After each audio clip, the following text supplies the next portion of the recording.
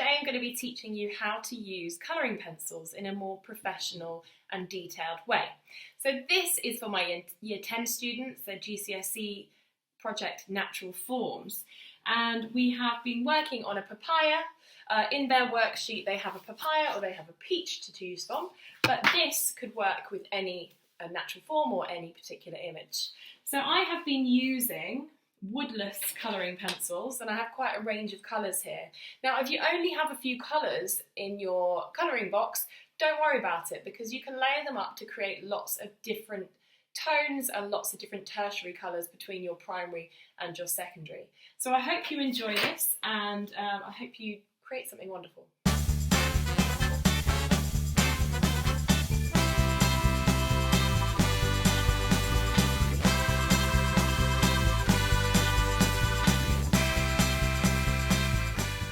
Here I'm using a colouring pencil in the same way I would use a tonal pencil. So I'm leaving some areas light, I'm making sure I'm still showing contrast. I've chosen a light warm brown and a dark brown as well. And I'm drawing kind of the outside edge and then toning it in to make them look like small 3D seeds. Once I've done the seeds, I'm starting to add in the lighter tones around the seeds. So I'm using an orangey colour and a yellow and layering them up. And I've also noticed there's a yellow around the edge, so I've added that too.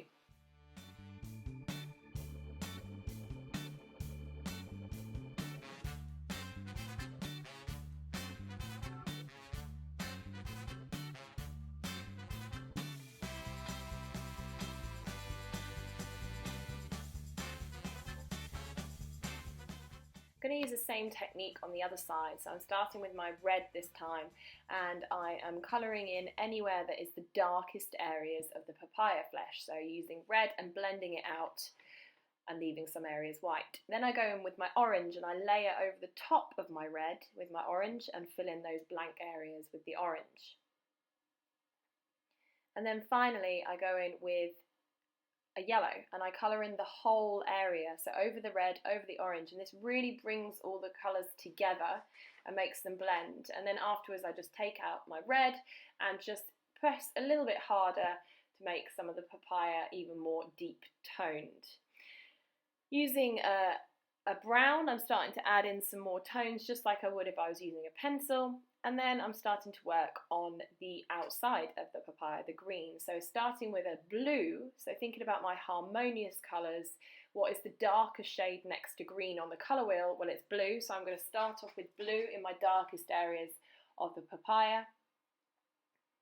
And then I'm going to shade over the top with green.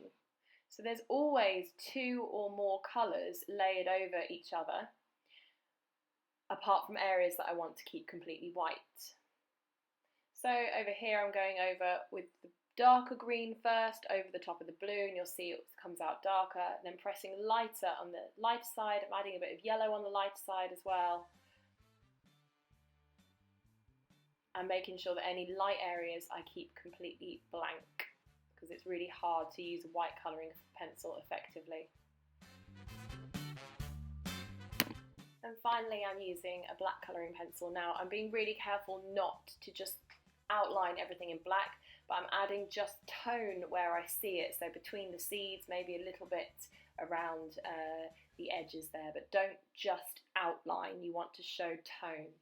So working on the background, I'm blending harmonious colours together, referencing the colour wheel, so looking at blues and purples, and using quite big, thick cross-hatching techniques to show a little bit of texture in the background. So the lines in the papaya have been very smooth and they show the curve of the papaya, but the lines in the background are much rougher.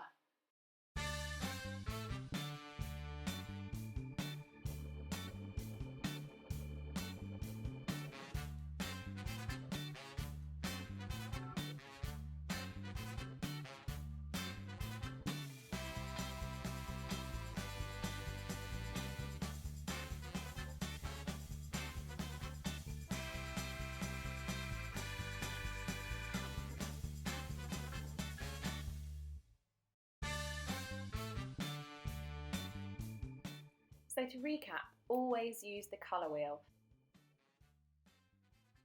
see how you can make your greens darker by adding blue or lighter by adding yellow.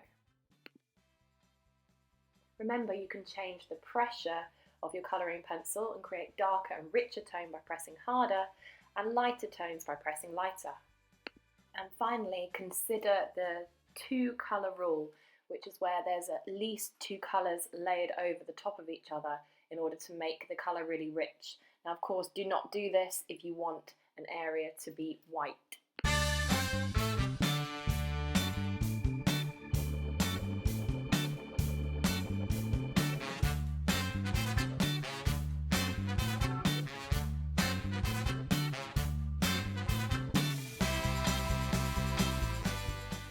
So now you know how to use colouring pencils in a more professional way. Happy colouring!